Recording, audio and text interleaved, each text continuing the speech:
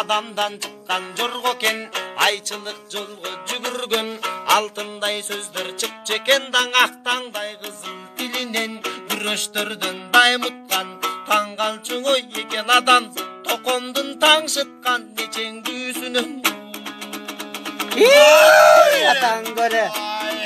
Жигиттин гүлү экен бар. Үйүнүңө баракалда. Кетмен төбөгең арым, аралап током өскөн жер, орунсуз жерден баймана 15 жылга кескен жер, ак жерин каралап, айылынан алыс кеткен жер, агынын мыйнап буркурап аман келдим дешкен жер, акыры иши ак экен, айланып элге жеткен жер, айдоодо жүргөн күндөрдө аңарман кербес черткен жер, өчүн бир ай анык манаптан, ой бу током талабына жеткенче.